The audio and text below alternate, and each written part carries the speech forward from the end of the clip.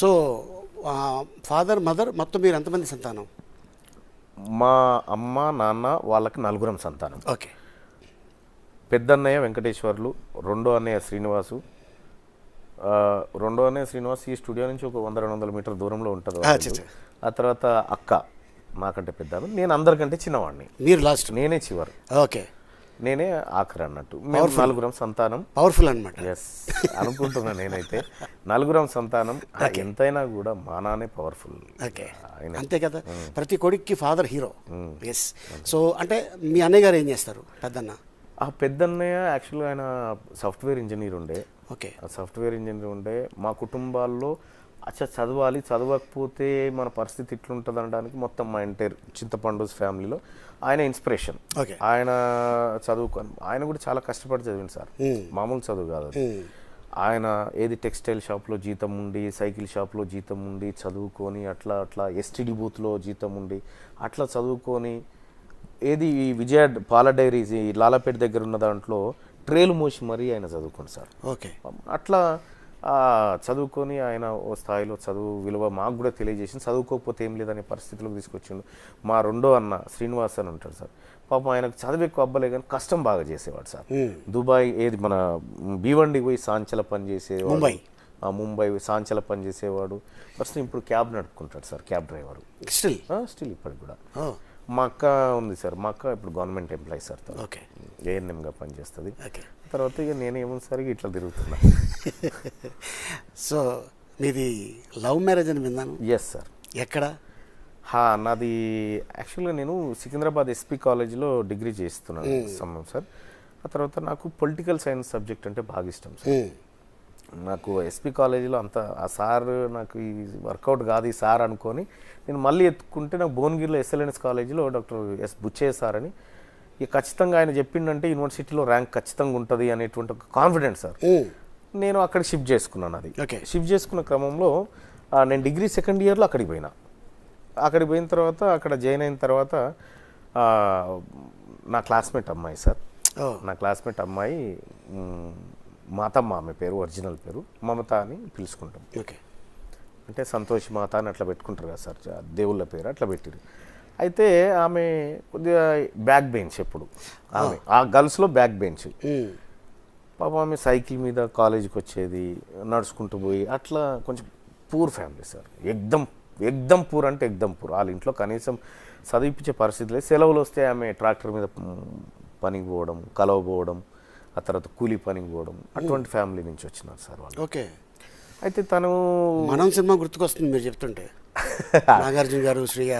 ఏమో సార్ నాకు సినిమాల గురించి పెద్ద తెలియదు కానీ తను అంటే ఎందుకంటే ఇక అరే నిజంగా మన వల్ల ఒక లైఫ్ ఏదన్నా ఒకటి సెట్ కావాలి అన్న ఉద్దేశంతో ఎందుకు మేమిద్దరం బ్యాక్ బెంచ్లో అంటే ఎడ్యుకేషన్లో ఏం అది కాదు సార్, మళ్ళీ అక్కడ వెనకబడకపోతుంటుంది. అది చేస్తూనే ఎందుకు ఒకరి అభిప్రాయాలు ఒకరు షేర్ చేసుకోవడంలో ఒకరోజు ఏమైంది సార్ అంటే December 31 వస్తే అందరు యాదగిరి గుట్టకు పోదామని పోయినాం సార్, క్లాస్ వాళ్ళమంతా.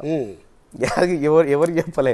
యాదగిరి గుట్టకు పోతే ఎట్లా కలిసింది అంటే యాదగిరి గుట్టకు పోయి వస్తుంటే January 1కి గ్రీటింగ్స్ ఇచ్చుకునే అలవాటు ఉంది సార్, గ్రీటింగ్ కార్డ్స్ అప్పట్లో చాలా. అయితే ఆ గ్రీటింగ్ కార్డులో తనిచ్చింది ఓ 2 లవ్ సింబల్స్ ఉన్నాయి, దాంట్లో ఒక 2 పావురాల బొమ్మలు ఉన్నాయి, ఎగిరిపోతున్నాయి. ఇది ఎందుకు ఇచ్చింది నాకు అని అనుకున్నా. సరే ఇది ఏందో అని చెప్పి ఇక ఒకసారి సరే మాట్లాడుకున్నాం, ఏంది ఏమన్నా అంటే ఏం లేదంటే అసలు చెప్పడానికి ఇబ్బంది పడేటువంటి పరిస్థితుల్లో లాగుదాం లోపల నుంచి అని మీకు ఉద్దేశం? లేదు అట్లానే కలిసి ఇట్లా అయితే ఓకే తను ఇష్టపడుతుంది కదా, సో నాకు కూడా ఇష్టమే అనిపించింది. సరే అట్లా కంటిన్యూ అయ్యాం సార్. కాలేజ్ మొత్తం తెలుసు మీ ఇద్దరం ఇష్టపడతామని. అయితే ఆ కాలేజ్ మీ ఏజ్ ఎంత, ఆవిడ ఏజ్ ఎంత అప్పుడు? సార్ నా ఏజ్ వచ్చేసి ఆమె నాకంటే 3 years ఏమో చిన్నది సార్. ఓకే. 3 years 4 years చిన్నది అనుకుంటా. రైట్. అయితే నేను కొద్దిగా లేట్గా చదివిన సార్, అంటే 10th తర్వాత లేట్గా చదివిన. ఆ తర్వాత ఒక 5 years గ్యాప్ ఇచ్చి చదివితే ఆమె మళ్ళీ నా క్లాస్మేట్ అయింది. ఓకే. అయితే ఆమె కాలేజ్ అంతా తెలుసు సార్. ఆమె ఆ ఎస్ఎల్ఎన్ఎస్ కాలేజ్ అది చాలా పెద్ద కాలేజ్ సార్. అందులో మన గ్యాంగ్స్టర్ నయీం, విమలక్క, కర్ణె ప్రభాకర్ లాంటి వాళ్ళు చదివిన కాలేజ్ అది. అయితే దాంట్లో నేను చదువుకునేటువంటి ఆమె రాష్ట్రపతి పరేడ్ అబ్దుల్ కలాం నుంచి అవార్డు తీసుకుంది సార్ మా మిస్సెస్. ఓ ఆర్డీ పరేడ్ చేసింది. ఆ కాలేజ్ నుంచి ఫస్ట్ ఉమెన్ సార్. ఓకే. ఆ కాలేజ్ నుంచి ఫస్ట్ ఇక ఆ తర్వాత సేమ్ అదే స్థాయిలో ఒక అవార్డు తీసుకుంది నేనే సార్. మళ్ళీ దాంట్లో ఎన్ఎస్ఎస్లో ఓకే నేషనల్ సర్వీస్ స్కీమ్ అనే ప్రోగ్రామ్ ఉంటుంది కదా సార్. దాంట్లో మేము అవార్డులు తీసుకున్నాం. మాకు ఎక్కడెక్కడో మ్యాచ్ అయిపోయింది. ఇక మ్యాచ్ అయిపోయి కొద్దిగా అది ప్రేమగా మారింది. ప్రేమగా మారిన తర్వాత ఒక 9 సంవత్సరాల పాటు దాన్ని కంటిన్యూ చేసుకుంటూ వచ్చి ఫస్ట్ లైఫ్లో సెట్ కావాలని చెప్పి ఆ తర్వాత బుచ్చే సార్ సారథ్యంలోనే చదువుకున్నాం సార్. ఉస్మానియా యూనివర్సిటీ నేను 90 ర్యాంక్ సార్ నాది పొలిటికల్ సైన్స్లో, నా క్యాంపస్లో సీటు. ఆ తర్వాత తనకు ఎకనామిక్స్లో సీట్ వచ్చింది. ఇద్దరం చదువుకున్నాం. అది కంటిన్యూ అవుతా ఉంది. అయిన తర్వాత ఇంకా పెళ్ళి అనే టాపిక్. ఓకే. అయితే ఉద్యోగం లేదు. సరే నేను చేస్తూ ఉన్నా జర్నలిజం అదో ఏదో చేస్తూ ఉన్నా, కొద్దిగా గొప్ప వస్తూ ఉన్నాయి, మా దగ్గర సరిపోతా ఉన్నాయి. అంటే మా ఇంట్లో ఎన్నడూ కూడా ఒక్క అనా పైసా నన్ను అడగలేదు సార్. మా నాన్న కానీ మా అమ్మ కానీ ఎవరు నా మీద డిపెండ్ కాదు. చిన్నోని కాదు సార్, ఇట్లా ఏందో అన్నట్టు వదిలేసారు. సరే ఆమెకు నేను విజయవాడలో కోచింగ్ ఇప్పించిన సార్. ఓకే. విజయవాడలో అవనిగడ్లో కోచింగ్ ఇప్పించిన తను గవర్నమెంట్ జాబ్ సంపాదించి అప్పుడే వచ్చింది. గవర్నమెంట్ జాబ్ వచ్చిందిగా. చలో ఇక కిచెన్ సెక్యూరిటీ ఉంది. ఓకే. చలో ఇక పెళ్ళి అయితే చేసుకుంటా. ఆంధ్ర గవర్నమెంట్ వచ్చిందా తెలంగాణ గవర్నమెంట్? ఏపీ ఉమ్మడి రాష్ట్రంలోనే సార్. అప్పుడు ఉమ్మడి రాష్ట్రంలోనే వచ్చింది సార్. రైట్.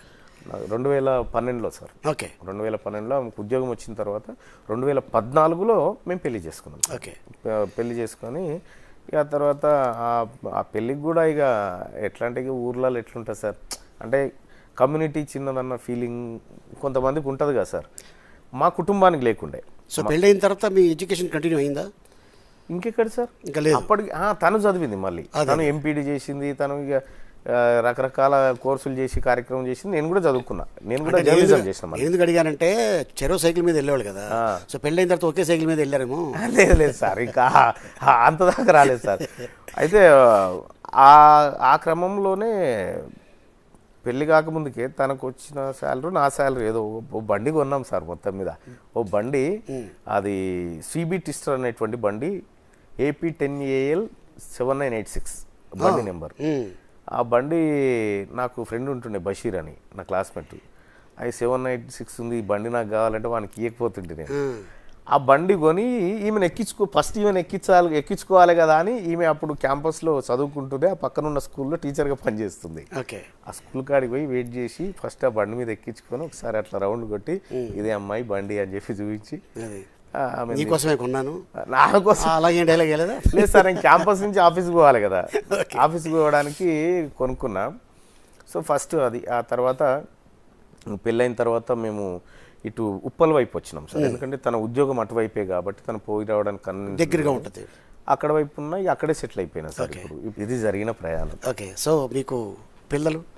నాకు ఫస్ట్ ఒక బాబు ఉండే సార్, చనిపోయాడు.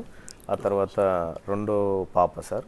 ఆ తర్వాత మూడో పాప సార్. ఇప్పుడు 2 పాపలు ఉన్నారు సార్. ఓకే. బాబు ఎలాగా? బాబు యాక్చువల్గా మేము ఏం చేసిందంటే స్కూల్లో సైన్ చేయడానికి పోయింది. రేపో ఎల్లుండో డెలివరీ అనగా స్కూల్లో సైన్ చేసి వస్తే ఇంకా ఆ 6 months సెలవులు ఉండేటివి. ఆ సైన్ చేయడానికి పోయింది. మరి అక్కడ ఏదన్నా బ్లడ్ ప్రెషర్ ఎక్కువైందో ఏమో తెలియదు, బాబు కడుపులో చనిపోయినాడు సార్. ఇక్కడ జరిగిపోయింది కదా. సో మళ్ళీ పాప? మళ్ళీ పాప సార్, పెద్ద పాప. తను ఏం చేస్తుంది ఇప్పుడు? తను 5 years సార్. యాక్చువల్గా తను స్పెషల్ బేబీ. తను నడవలేదు, కూర్చోలేదు. 5 సంవత్సరాలు ఉంటుంది సార్. తను వెరీ యాక్టివ్గా ఉంటుంది సార్. ఓకే. రైట్. రెండో ఆమె ఒక 3 సంవత్సరాలు ఉంటుంది సార్. ఆ పాప ఇప్పుడు మాటలు వస్తున్నాయి. ఇప్పుడు బెదిరిస్తుంది సార్. ఇప్పుడు బెదిరిస్తుంది మన లాంగ్వేజ్లో. బ్లడ్ కదా. ఇక అది సార్ నా కుటుంబ నేపథ్యం. ఓకే. ఇక మా మిస్సెస్ వాళ్ళకి 3 ఆడపిల్లలు సార్. వాళ్ళు మేము 3 అన్నదమ్ముల లెక్క. వాళ్ళు 3 ఆడపిల్లలు. వాళ్ళ కొడుకులు లేరు సార్. వీళ్ళిద్దరు ట్విన్స్ ఉండే. ఒక అమ్మాయి పెళ్ళి అయిపోయింది, ఈమె నేను చేసుకున్నా. తర్వాత ఇంకొక చిన్న ఆమెది కూడా పెళ్లి చేసేసినాం సార్. ఆమె కూడా హ్యాపీగా లెక్చరర్కి ఇచ్చి చేసినాం. ఓకే. అయిపోయింది సార్. ఇక మా అత్త మామ ఇక్కడ ఉంటారు, అక్కడ ఉంటారు. ఇది సార్.